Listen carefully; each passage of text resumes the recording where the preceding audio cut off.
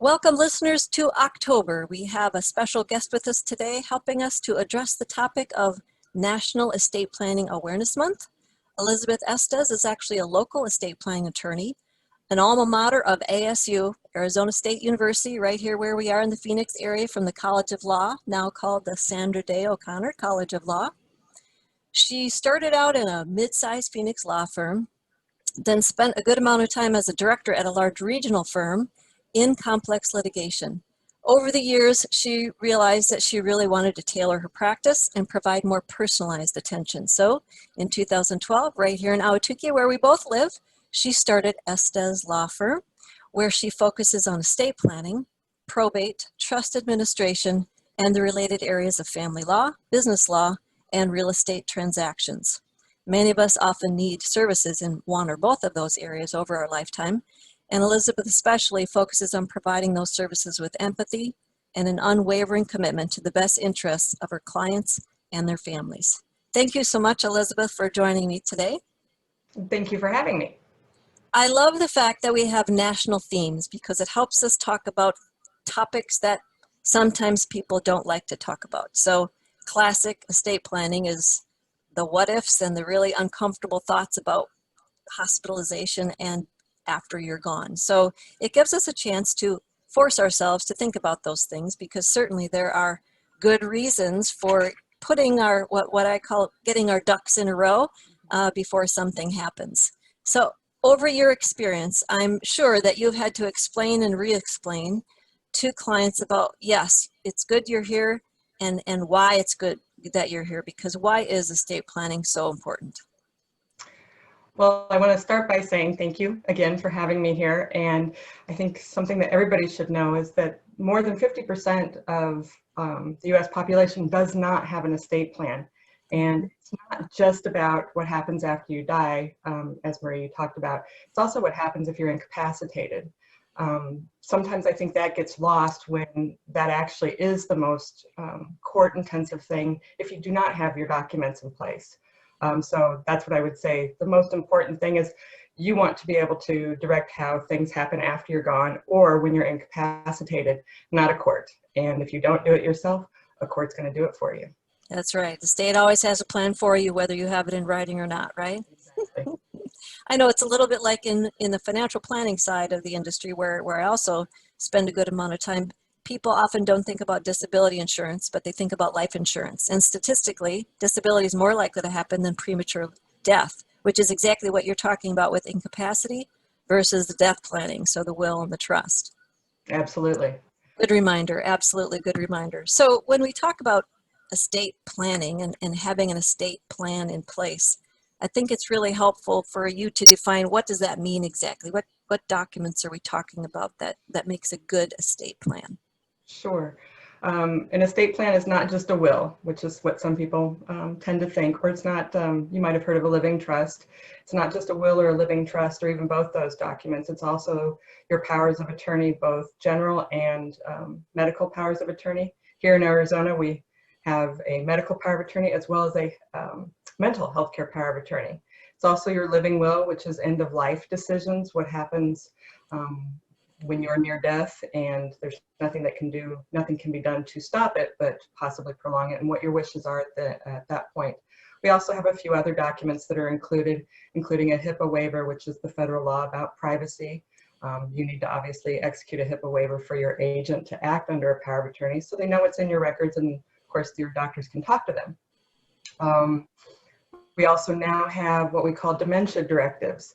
One of the things that I think gets lost, and that it's a relatively new document kind of coming into estate plans, but one of the things that gets lost is that you can live a long time with dementia. Some people don't want to, especially with severe dementia, and how food, hydration, those types of things can prolong your life, and possibly if you want them withdrawn with severe dementia. Because as I said, a living will is end of life decisions, and dementia isn't necessarily end of life. So that's one of the things that we're doing more recently too. But I want to emphasize that an estate plan is a total group of documents that basically covers any potentiality and of course your eventual death. So that dementia directive is definitely a newer term to me, and you're seeing that as a nationwide trend as being a new recommended document? I can't say if it's a nationwide trend. I can say it's definitely something we're doing here in Arizona. So it would have surprised me if it wasn't something that was nationwide. But I have to say I haven't really talked to any of state planners from other states, but definitely here in Arizona, it is a trend that I'm seeing, and one that, because dementia is personal to me, and I can't imagine there's nobody that doesn't have something personal about that, whether their parent, their grandparent, or somebody close to them, where they've seen kind of the ravages of dementia, particularly Alzheimer's, and what that can do. And some people have very strong feelings about whether or not they want to continue living in a severe dementia state. Yes, I would agree. I think dementia is becoming like cancer used to be, where you used to say everybody knows somebody Right. that's been touched by cancer, and now we're kind of feeling that same way, unfortunately, with dementia. I One agree. thing that had surprised me, just reminding us all that things can be different state to state, and you need to work with an attorney who is licensed in your state. When I moved from Wisconsin to Arizona, the whole idea of a mental health power of attorney was foreign and new to me. So that, I don't know how long that's been in Arizona, or if that seems to be a trend that's in other states as well. And I know the reason it's in Arizona is because we don't treat them the same way. Here in Arizona, we have different statutes, different laws, some that do apply to both, but some that apply differently if we were talking about a mental health situation versus a medical situation, and particularly when it is level one, I don't want to say, when you have to go into a level one facility because you're a danger to yourself or a danger to others. That's something that has to very specifically be set forth, or it takes a physician and a court order to have that done. Sure. Well, and it's interesting that you bring up that dementia directive, because I know when I'm working with folks for financial planning and estate planning comes up, I've always shared the recommendation that I've understood from estate planning attorneys like yourself to revisit those documents yourself every 3 to 5 years. And even if you look at them and say, yep, everything's good, I wouldn't change a thing, you still should call your attorney, because just like you said, now who knows, when the mental health care power of attorney came up, that might not have been in your personal package. The dementia directive might not have been there. The laws have changed. Some of the wording might need to change. So I always say, and be sure you call the attorney to see if he or she has any changes that need to be updated. Absolutely, and I can't say how important it is. Your estate plan is a living document. It will move with you through life, and hopefully you won't need very many changes, but it's not unusual to have a few changes throughout your life. And one of the things is when the law changes. Most recently, literally in the last 10 or 15 years, we've gone for it from an exemption of about $1 million to an exemption now over $11 million per person, which makes a huge difference with the state taxes. Mm-hmm. Something that we can talk about a little bit more if you want to, or you think it might be good for the listeners. But that was a huge change, and I have changed countless plans because of that one change. And then obviously more recently with the CARES Act, Secure Act, some of those implications on estate plans as well.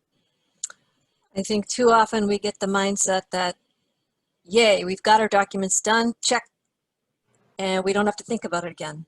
But Right. you I'm sure have more stories than I do about how life changes and you need to update, or the law has changed and you need to update for that reason. So the 3 to 5 year time frame is still pretty appropriate, unless a life change happens and that triggers an update that's needed. Absolutely. And with clients, when I have clients, estate planning clients, I send them a letter every year asking them just to think about it, also offering them a chance to just talk to me for free and let me know if there's any changes. I find that it's usually 10-15 minute meeting or telephone conversation, because you may not know that you've got something that changed in your life that merits a change to your estate plan. So let me help you. Exactly. The you don't know what you don't know situation, I think, applies across all areas of personal finance. So that's absolutely true. And your annual letter of review, I find to be very rare, and yet I think it's motivating that it's complimentary, because just like when I work with clients, the more you can communicate, the better advice you can give. So that's truly, definitely a true value that I think is unique and very wise also on your part. So thank you for doing that. Thank you. And I wanted to jump in really quick because you'd mentioned the 3 to 5 year thing, and I know you and I have actually talked about this before, Mhm. particularly with banks and your power of attorney or general power. Oh, yes. Really important to update those documents. I can do a perfectly valid power of attorney every year if you wanted one, but the banks are the ones that have Mhm. to actually honor that power of attorney. So it's really important to stay up to date on that. As soon as they find it, as soon as they decide that it's out of date, there's nothing I can do about that. So really, really important with the financial power of attorney to get that updated. You're right, and I've heard clients telling me too, and seen it myself personally with family members that they may already have it on file, but now they need a verification that it's still naming the same person, if not a copy of the document to verify, or providing at the time to verify again that it's what they had on file before. But yes, one more reason for a review and to make sure that you have what you need when you need it or before you need it. So good point. How about, I always call them the sad stories because so many things in the financial world are preventable. And in your case, that's, I'm sure, exactly what you're seeing with powers of attorney that weren't in place, or a will or a trust that was more specific, and now the family's in turmoil because it was unclear or something was not addressed. So some common misconceptions that you see over the years that really could have been probably prevented with conversation and drafting of their documents. It's funny, you could probably ask me at almost any time, and I've got something A going news on, story. a new story. Yeah. And it's usually, one of two things. The first being the power of attorney. If I have a client right now who's, they were actually in the process of doing their estate plan, and unfortunately had a car accident before they signed. All the documents were done, but had a car accident, and the husband was incapacitated. And she didn't realize what that meant until when I saw her about a year ago, and she came to me and I said, oh yeah, we've got to do a guardianship and a conservatorship. And she was absolutely in tears because that means court supervision for the rest of his life. She's got to do reports every year. She's got to ask the court for permission if she wants to sell their house. Things like that that people just don't think about, and it's extremely sad to see it. And that's why we've talked about, you and I have talked about on a couple of occasions, that I cannot emphasize enough how important it is to have those powers of attorney in place. And then kind of leading into that is the state does have a plan if you do not property how you want it. They're called the intestate statutes. And for some people, they'll work just fine. It'll go to your spouse or your kids, and it's more hardship for your spouse and your kids to deal with, but it will eventually happen. But if you do not want it to go that way, you have to put those wishes in writing. There is no other way to do it. Otherwise, the state will take over. And again, then it requires court supervision. I've got another one just like it right now, where blended family, husband dies, and the stepchildren of the surviving spouse, and it's gotten ugly. Everybody thinks they're entitled, or they've heard something through the years about what they're going to get without having it in writing, in place. Litigation and therefore money being taken out of the estate as opposed to going to the actual beneficiaries where it should go. So yeah, it's put those wishes in writing one way or another. It's surprising, not to us, because I think we see this unfortunately over and over again. So many times it's not even about the money or the value. It's the personal effects. It's the personal sentimental things that there was no personal property disposition list, as an example, to clarify who should get what, and the family is, very upset and stop talking to each other, often about things that really don't have this huge dollar value like you would think that they would. I have to say, even in my own family, my husband, they've had a years-long argument about a picture Oh of no. World War II battleship, I believe. Mm. But literally has caused a rift with family members, and there's no value to it economically. It is all the sentimental value. So talk to our listeners about a personal disposition list, if I'm using that term, or what you typically call that, and how they can head that off. So personal property disposition, a lot of P's. Mhm. Uh, and to kind of clarify, personal property are those things, the items, you know, your china, if you're from that era where everybody got china for their wedding. And I don't think anybody does anymore. Nope. But so, or your wedding rings or things like that. It could be anything. That picture I was talking about with my husband's family, Right. anything like that. And this is one document you can actually do yourself. You do not need to have it notarized. You do not need an attorney to do it for you. Just make sure that when you prepare that document, you're identifying the items specifically enough and who is supposed to get it. Please don't say my grandchild if you've got 6 grandchildren. Use the name, whatever is necessary, and then you sign and date that document. My one caveat or reminder would be, if you change it, and it's perfectly fine to change it, take that old one out and put the new one in. Keep it with your estate plan, keep it with all your important documents so that it's easy to find, and do not keep 10 different versions of it. Absolutely, absolutely. And sometimes I know on my website, mindmoneymotion.com, I try to share some forms that is that one more nudge to actually listing something, or I have an estate document location list so that they can find the will or the trust, or, you know, noting it down. So you're right. Whatever you can put in writing is typically more helpful in the end, even if it's not a legal document, like you said. So before we wrap things up and share a little bit more about how folks can learn more from you or reach out to you, any other mistakes, sad story things that you want to be sure our listeners are recognizing? We need, you know, as much motivation as we can to get those documents done as possible. Well, obviously, you know, I'm going to say the first mistake is not having your documents in place. So get those Yes. done. And we've talked a little bit about making sure they're updated. And then something we really haven't touched on is your decision makers, the people that you're putting in positions of power over your things and over your decisions. Make sure you trust them. It's not okay to just name a child if a child is somebody that's not going to be able to handle those decisions.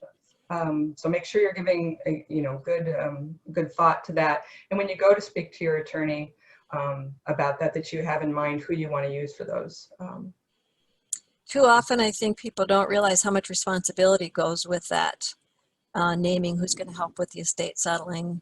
And like you said, trustworthy and good with organization and paperwork, because there's a lot of that. An alternative that I'm finding that's maybe not as well known, and you might want to just plant the seed of how you've seen families use private fiduciary. So it's not a formal trust service through a bank, for example, which is what I think people often think of if you don't name a family member. But can you explain a little bit about how the private fiduciary type of service would work? Sure. And some people who do not have, you know, a family member they can trust, or they kind of are alone in the world, which unfortunately does happen to some of us as we age. A private fiduciary can be hired, whether you actually name that private fiduciary company in your estate plan, or somebody who is in charge who maybe doesn't live here or something like that, and you need care decisions made, you know, here in Arizona or wherever you're from. And so that family member might hire a private fiduciary, but they make all those decisions. They handle the money, make sure that you've got the care. They provide transportation. They line all those things up. I mean, they really do fill in the same role as a family member or trusted friend would if you put them in that position. So they are definitely an option out there when nobody's around and you don't have estate planning documents. A public fiduciary might be appointed. So they exist as well. Obviously not the route you want to go. These are, you know, these are people who don't know you, but in it, you know, when in doubt, definitely an option. Okay, great. One other thing that's coming to mind here, specific to Arizona and maybe in other states, is the whole idea of we're a community property state, and some accounts or home, for example, can be or should be titled as community property with rights of survivorship versus the more common term that everybody's probably heard is joint with rights of survivorship. Can you talk about that a little bit? Specifically with the house, how you title it will depend on your tax basis at death. When you do joint tenancy with right of survivorship, on the first death, you get a step up in basis, which means that your value of the property will step up to that level at the time of death, which is great if you end up turning around and selling it right then. You're probably not going to have any capital gains or very, very few. However, or community property with the right of survivorship gives you a step up. It's called a double step up on both deaths. So if your husband dies and you've got the house left, you want to remain in that house for the next 20 years of your life, and then you pass it to your children after you are gone, you'll get a step up in basis after your death to the value, so that when your children sell it, they won't have to pay capital gains. So I generally always recommend, if we're not doing anything particular with a trust or something like that, that you're titling it as community property with rights of survivorship, not joint tenancy with rights of survivorship. Okay, great, thank you. And I know one last thing that's timely is this whole legislative change that they're talking about not having lifetime stretch opportunities for beneficiaries, and that's condensed now to 10 years for non-spouse beneficiaries. And the aspect of people oftentimes, if they have a trust, are wondering about naming their trust as a beneficiary on a retirement account, for example. Yeah, I will say this change has definitely thrown estate planning trusts, particularly with retirement accounts, into a little bit of a tailspin. We know what to do with them, but the advice has become very tailored to every client's situation. There are reasons you might still want to name a trust as a beneficiary, particularly with minors. There are really good reasons to do that, even though it'll have to be paid out over 10 years, which obviously means a bigger tax hit.